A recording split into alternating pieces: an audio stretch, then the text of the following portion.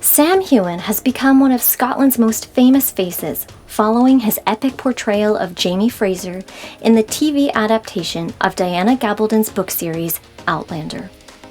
Sam seems to have been born to play the tall, handsome Scot whose love for Englishwoman Claire transcends the boundaries of space and time in the historic Scottish Highlands love story. But what other stories and connections lie deep within Sam's family tree? And who was the real James Fraser? Sam Roland Heughan was born April 30th, 1980 in Balmaclellan, Scotland. He was the son of David Heughan and Christine Leet, who, according to Sam's autobiography Waypoints, met on Brighton Beach in 1970. They were married in the summer of 1974 in Dacorum, England, and welcomed a son Kieran in the spring of 1975. David abruptly left the family in 1982 when Sam was only 18 months old, never to return. Christine worked hard to raise her two sons, but the family rarely spoke of David and knew very little about his whereabouts or background. David Roland Heughan was born February 24, 1953 in Southport, England, to Roger John Henniker Heughan and Joan Gay Rosal, along with his twin sister. In September 1969, 16-year-old David had dropped out of school and was living as a squatter in the Strand in London. When police came to evict the group of squatters, this photo of David landed on the front page of the Times, which caused his family to disown the teen, shortly before he met Christine. David traveled extensively after leaving his wife and children, seeing the fall of the Berlin Wall in Germany and later moving to Canada, where he passed away in 2013. David's wanderlust existence was a far cry from the life of his father, Roger. Roger John Henniker Heughan was born September 27, 1924 in Bristol, England, and he served in the British Navy in World War II and later as a lieutenant in Palestine in 1947. Roger married Joan Rosal in spring of 1952, and they welcomed David and his twin sister in early 1953. Joan's father, John, was a gardener, and her grandfather, Thomas Rosal, was a police constable in Lancashire, England, in the late 19th century. The Rosal surname can be traced back to Normandy, France, and this is likely the French lineage that Sam references in his autobiography. Roger passed away in 1993 and Joan in 2002. Roger was the son of Cecil John Heughan, who was born in January 1890 in Skipton, Yorkshire, England. He studied medieval English literature and ecclesiastical history at Edinburgh University before becoming a vicar and priest in 1915. He married Eleanor Gertrude Smith in 1916, and they had two sons. This 1932 article explains the art sale that took place at St. John's Highbridge Church in Somerset, England, where Reverend Heughan served as the vicar, and where young Roger gave flowers in an effort to bring electricity to the church. Heughan served as vicar of Highbridge Church for over 30 years, until his death on March 9, 1952, just a few months before his son Roger married Joan Rosal. Cecil was the son of John Heughan, who was born July 28, 1849 in Colvin, Scotland. John was likely born here at Barnhury Mill, which is very reminiscent of the Lollybrock Mill from Outlander. The mill and the miller's house is said to date back to the 17th century and is depicted in this 1850 map of Colvin, which describes it as a corn mill.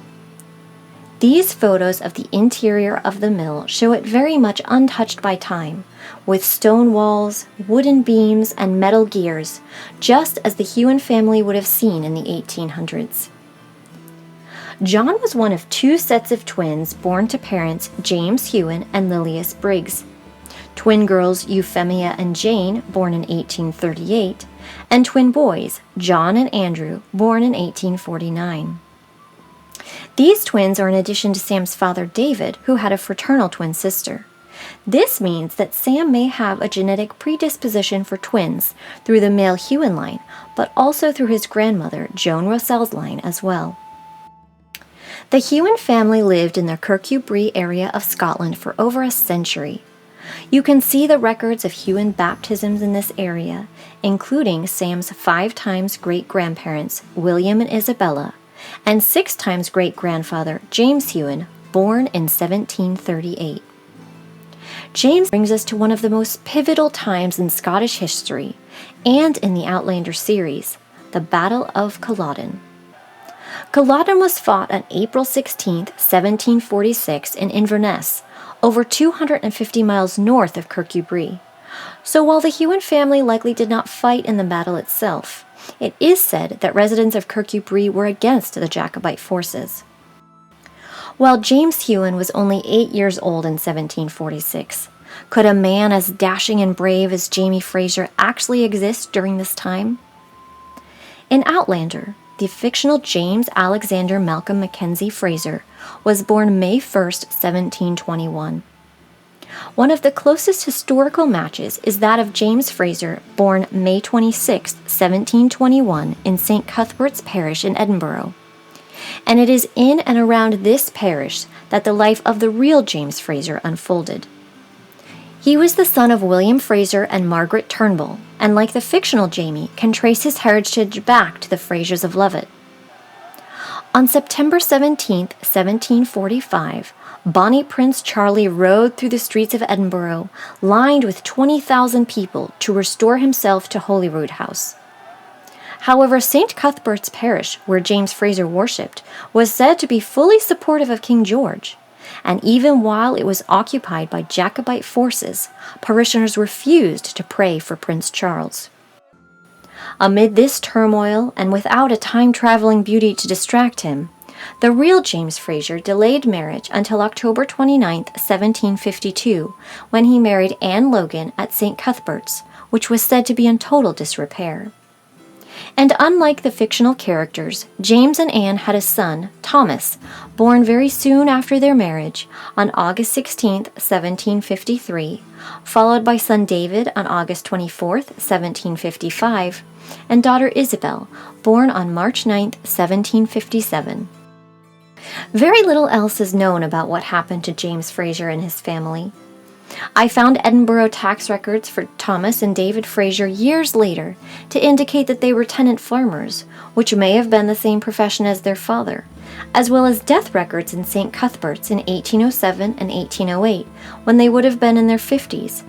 But it is difficult to confirm they are of the same family, as age is not indicated, and other Frasers lived in Edinburgh at this time. But what is interesting is that this line of Frasers, James and Anne's children, do not appear in any online family trees, meaning that few, if any, 21st century people can trace back to this James Fraser.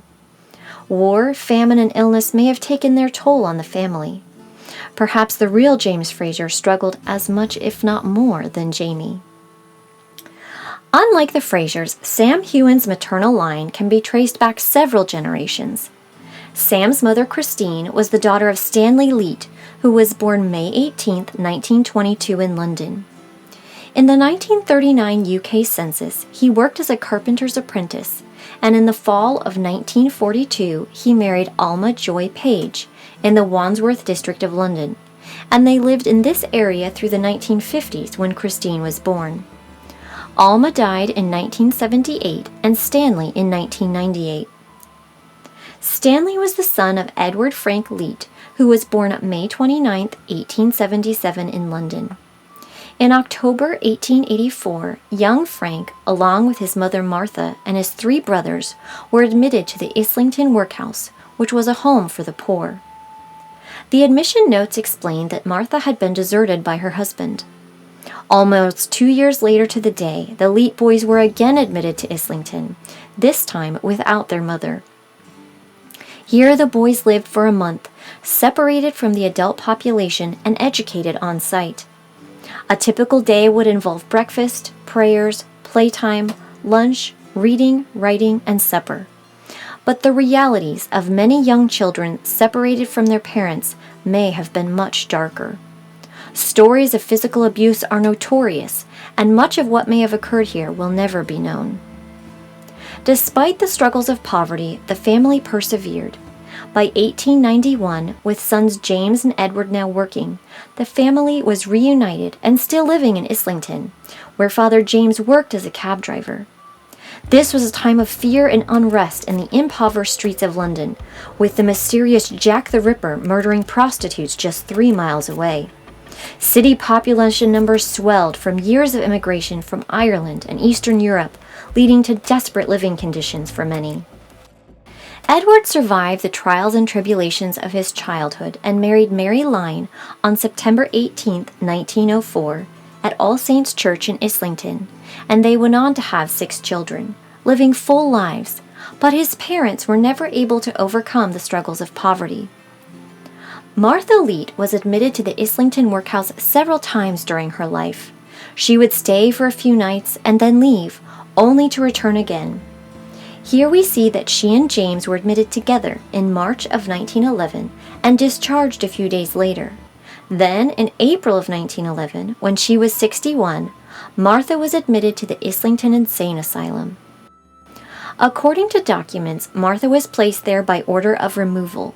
Additional notes say that prior to her admission, she stayed at a location for 1 night, an address that I found to be registered to a pawnbroker, and that she had lived in this building for several years prior. She was described as not able-bodied, requiring an infirm diet, and having mental illness.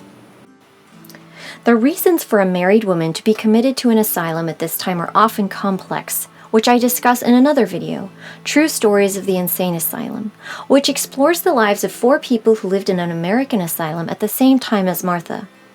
My research details the impact that poverty has on the lives of asylum patients, but it is unclear if mental illness leads to poverty, or if the conditions of poverty, including lack of nutrition, stress, and exposure to illness, contributes to the development of mental illness.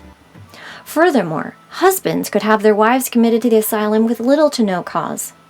In this case, the fact that James was still alive at the time that Martha was committed, that he had deserted her in the past, and that she spent 1 night away from her primary residence prior to her admittance raises many questions. Was she trying to escape James, or had many years of struggle led to a complete mental break?